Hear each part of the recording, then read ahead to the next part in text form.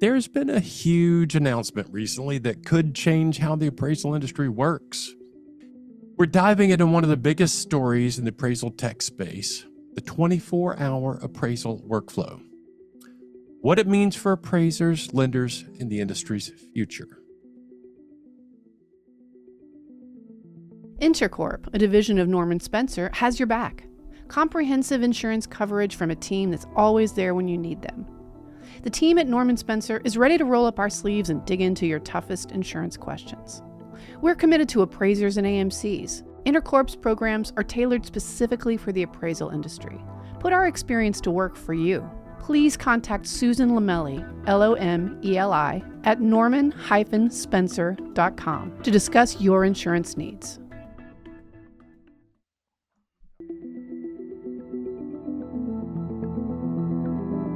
You're listening to the Appraisal Buzzcast with your host, Hal Humphreys.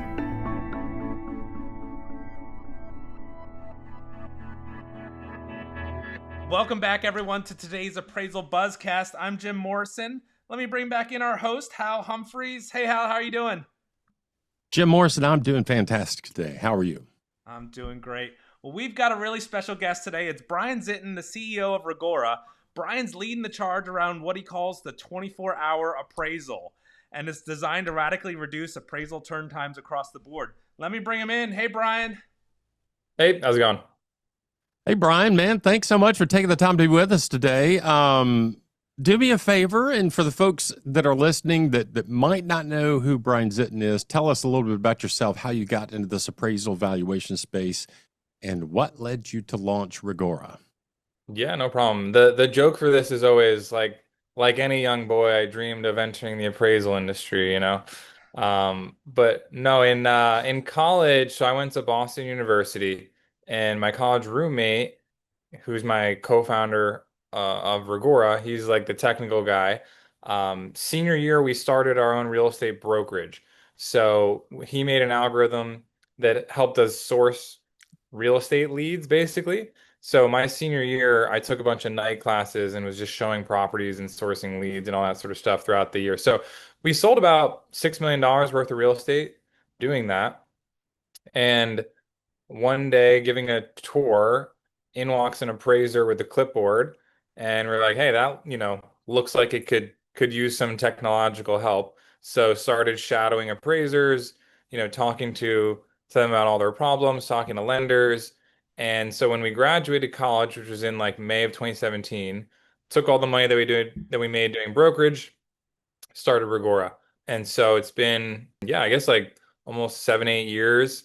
Now zoom forward, we've raised close to like $80 million in venture capital. We provide the software that powers close to 20% of the entire appraisal industry for mortgages, at least. So yeah, it's been quite the journey.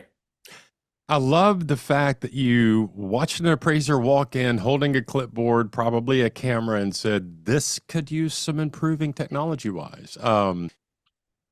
You announced very recently that you're launching this 24-hour appraisal product available in a large portion of conventional loans. How does this work in simple terms? What's different compared to a regular appraisal workflow? And I want to say this up front, like this sounds like it has potential to be groundbreaking. So just tell us really simple, what does it mean and how is it different from the regular appraisal workflow? Yeah. And I think it is groundbreaking, by the way. And there are two components to this. So first, let's just talk about the type of appraisal it is. So the normal traditional appraisal that people are used to, where you have the actual appraiser going to the property, doing the inspection, coming back and doing the report, right? Fannie Mae and Freddie Mac added a new type of appraisal called a hybrid appraisal. They've been working on it for years, like in various pilot programs, but they officially added it to their selling guide a couple months ago. And so what a hybrid appraisal is you send someone who is not the appraiser to the property to do the actual inspection, and then you send that data to the appraiser at their desk to complete the report. Now, hybrid by itself, while that is a big change, has not led to a 24-hour appraisal. Today, hybrids are pretty much like the exact same cost and turn time as a normal appraisal. So pretty much like no one's using them. Less than 2% of transactions are hybrids today. So what's different about our streamlined appraisal, which is this 24-hour appraisal, is that we are basically separating the inspection and the appraisal in terms of from a linear ordering process. So today, most lenders wait until a certain milestone called intent to proceed to order the appraisal, which is a little bit later in the mortgage process. This is because of some compliance laws around TRID and when you can collect payments from the borrower and things like that. And so we have developed a new workflow where we are sending the data collector to the property much earlier in the mortgage application process so that when intent to proceed and the time comes to actually order the appraisal happens, we already have the inspection. And so the appraiser just needs to do the report, turn around in 24 hours, and boom, it's done. So it's combining this new type of appraisal hybrid with a much more kind of streamlined workflow, which is why we call it the streamlined appraisal, to make it all function much smoother. And, the inspection in that scenario would be in line with the property data collection. And I think that's one of the things that we appraisers tend to get hung up on is, I go inspect the property. And I know some appraisers really hate the word inspection because buyers think that we're home inspectors, and we're not. We're gathering data on the property. So you're sending out the property data collector much sooner in the process, which I think is a really good idea. One of my biggest frustrations with the appraisal profession for a long time has been, it seems a lot of times some lenders and some AMCs wait until the last minute to order their appraisal, and then they're mad at the appraiser for being late getting something done. I like the idea of getting things started earlier. In this scenario, the appraiser is working at their desk doing analysis. Now, I'm going to assume that in that scenario, if I'm an appraiser and I'm comfortable working, with the hybrid process, I could probably do more in a shorter period of time if I'm getting data collections in on a regular basis. Does that seem right? 100%. And that's why I think that most appraisers will actually turn out to love doing this because you're going to be able to make more money sitting at home, not trudging through the snow, rain, sleet, just focusing on what, appraisers are actual experts on, which is analysis. And so, yeah, you can bust out, 2 or 3 a day versus doing maybe one a day, of a full traditional appraisal. Yeah. So one of the things that, some appraisers, again, and I have in the past fallen into this category of believing that I have to go physically see the thing. Now, I've worked my way out of that personally. But what are the implications for appraisers that like to do field work? Is this going to take their work away? I mean, first of all, there are certain types of transactions that this is not eligible for. So this is just conventional loans, and it does encapsulate a very large percentage of conventional. So inevitably, I do believe this will take over a big chunk of the normal field work, but you still have FHA, non-QM, VA, some slice of conventional. And so there will inevitably still be a requirement for normal field work. And yeah, complex properties, jumbos, things like that, right? So it's not going to go extinct, but I do believe that a big chunk of it will go into these in the coming years. And I've made the observation over the past several months that, when at Appraiser Learning, we partner with the Appraiser Development Initiative, Fannie Mae and Freddie Mac, and the Appraisal Institute, trying to bring new people into this business. One of the things I've noticed is this newer cadre of people coming into the valuation profession are not going to have the hangups about hybrids that we older appraisers like me tend to have, which is you can take the property data collection, public records, other verification sources, and sit down and do 2 or 3 of these in a day. And I think that makes sense. All right. So one big question from appraisers: how do you maintain quality, compliance, and local knowledge when speeding things up so dramatically? Yeah. Well, first of all, the last part there, speeding things up so dramatically, is kind of a misnomer, right? If you think about how long it takes an appraiser, imagine you were an appraiser, yeah. You did the inspection, you already did the comps, and now you're sitting down to do the report. that takes what, 2 to 4 hours, right? So now we're giving them 24 hours, right? So we're not speeding up the analysis or report creation so significantly, right? We're speeding up the overall turn time by improving the logistics. So we are not like rushing the appraiser in any way. So I just want to clarify that. I think that's a really good point. Is you're not necessarily speeding things up. You're meeting tasks out in a more reasonable fashion to the parties that are going to be doing those tasks. Right.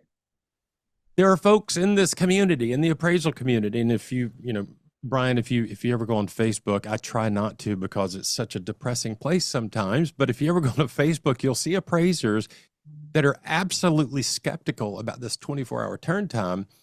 And I'm seeing, and I think you've already answered this, but I want to get back into it just a second. I only do rural appraisals. I only deal with complex assignments. What do you say to those appraisers? Yeah, no, I think to your point, it goes back to we are not changing the laws of physics in that, we expect the appraiser to be able to get to the property faster and turn the whole thing around in 24 hours. We are improving the holistic logistical processes so that instead of the appraiser having to schedule three different rural inspections that are miles and miles away, and it takes a bunch of time to get these done, dedicated people who will be close by to these properties already and sending them out, and then the appraiser can just do the analysis, right? So again, the appraiser is turning around the report in 24 hours, but that does not include the inspection and things like that, which are happening much earlier in the process. So from a lender's perspective, it does appear to be 24 hours because when they're normally ordering it, it's 24 hours from that, right? Yeah. Yeah. And so rural will actually be one of the best use cases because there's the most to gain both in terms of time but also cost. If you think about some of these appraisals in really rural areas are extremely expensive because the appraisers have to take so much time to go there and schedule and do all this stuff. We're going to be able to compress a lot of that. When I was doing appraisal work in West Tennessee between Nashville and the Tennessee River during COVID, I bought a new vehicle and I had 50,000 miles on that vehicle within a 12-month time frame. Yeah, exactly. That's real money. That translates into time in the car, time on the road, doing those things. It does make a huge difference. Let me ask you this. What do you see as the key opportunities for appraisers of this new workflow? How can they adapt or capitalize on it? Well, I think that you're going to be able to hone your skills much more dramatically in terms of the analysis portion so that you can get extremely efficient with these. And think about if you just had all of your time to focus on just creating the report, focusing on your workflows, incorporating AI, reliable third-party data sources. There's tons of new form softwares coming out. We're probably going to make a move in the form software space at some point. Breaking news. So the appraisers who do adopt, like I said, will be able to actually, I think, make more money. And I think what we were talking about a little bit, what does the future of the appraiser kind of workforce look like? There will be likely a smaller number of appraisers just because of the declining population, right? But a much more productive appraiser. So I think there's going to be a smaller number of bigger winners, basically. Yeah, and I guess that kind of leads into the next kind of thing, bullet point on our talking points list.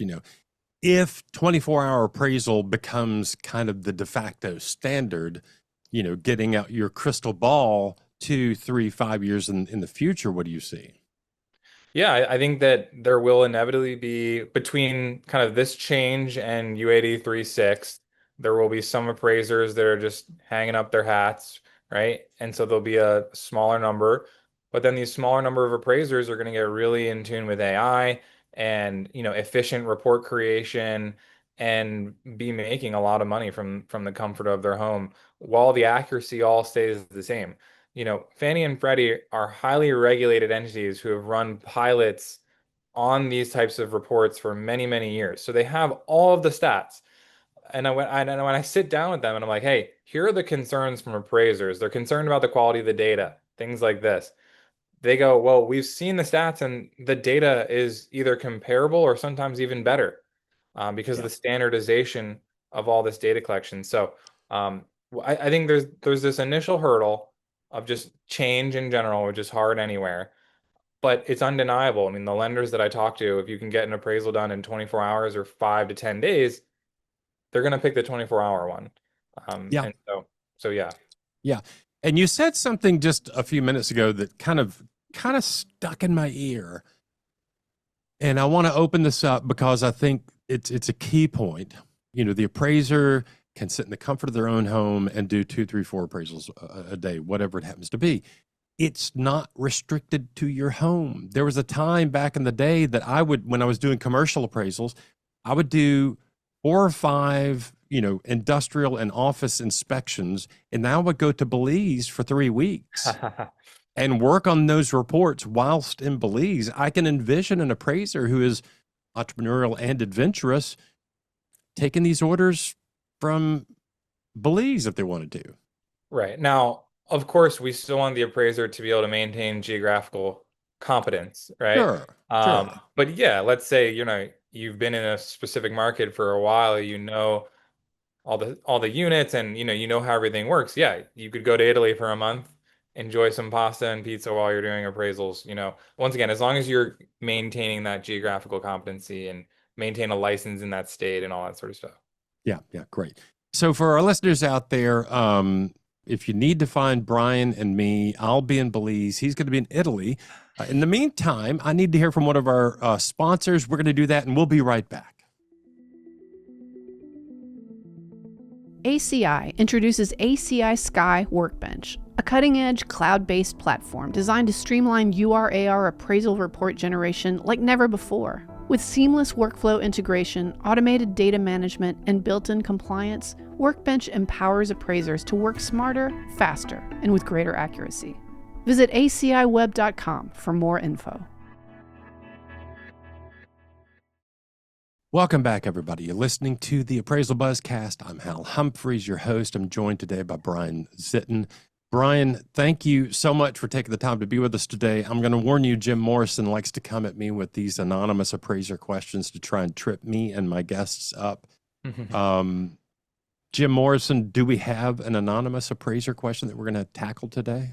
I do have an anonymous appraiser question. So usually we get comments at appraisalbuzz.com where people can ask our featured guests a question that they have. Well, this time I went to the dark web. I mean, Brian's LinkedIn page after the 24-hour appraisal announcement. It was pretty hairy in there, but I really want to commend Brian for responding to these in a thoughtful manner, even when there were some not so nice questions. I saw one that I saw asked pretty frequently, and it said, do the PDCs have to carry the same E&O insurance and sign off on the report, accepting liability for any inaccuracies in the data collection and reporting? Will you and your clients release the appraiser from any resulting loss or cover the appraiser's defense cost? So, Brian, I'll let you answer that. That was one of the more frequent questions I saw. Yeah.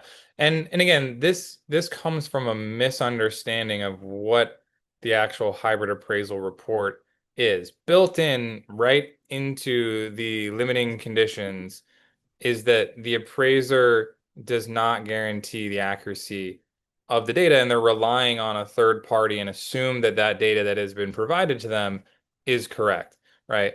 So just like creating a regular traditional appraisal report today, the appraiser is taking the data they have in front of them, trying to reliably validate that, assuming if they can do that, that's correct, and then going from there, right? So just like a normal traditional appraisal, it's still covered by the appraiser's E&O, things like that.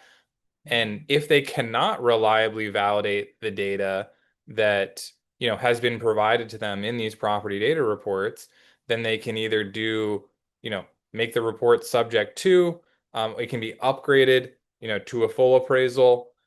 But again, there's no scenario that it's not like we're handing them this and they have to take that stance in terms of, hey, the property data collector said this was 1,500 square foot GLA, public record says it's only XYZ. It's not like the appraiser has to use what was reported by the PDR. They can use their research and analysis skills to reliably validate this stuff. So again, I think there's misunderstanding. This is the biggest misunderstanding by appraisers, is that there's this confusion over liability.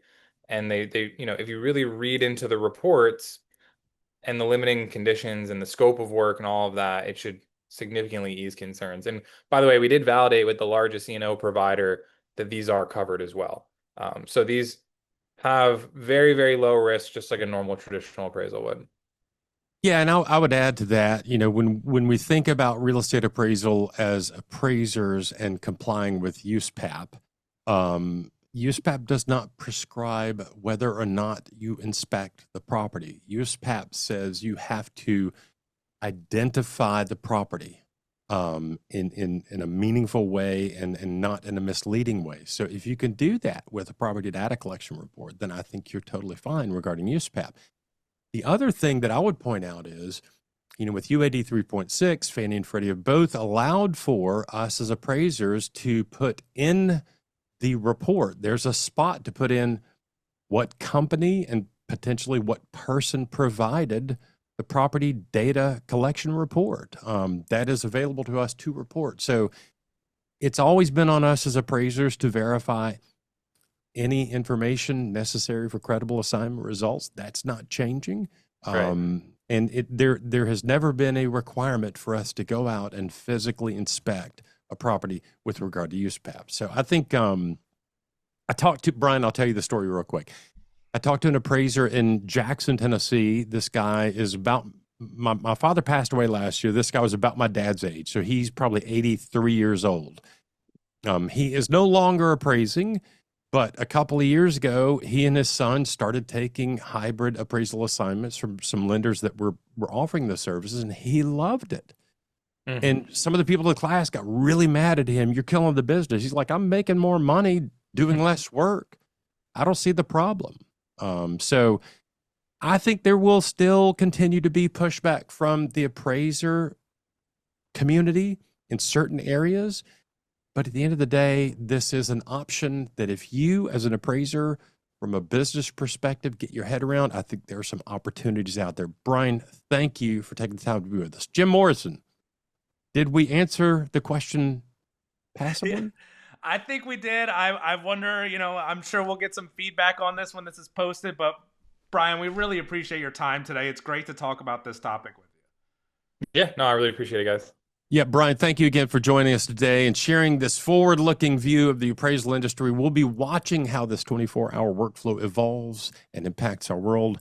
Thanks to everybody for tuning in. And remember to subscribe and stay plugged in for our new episode every Wednesday. If we have nothing else, for Jim Morrison and Brian Zitin, I'm Hal Humphreys, and that is your Appraisal Buzzcast for this week.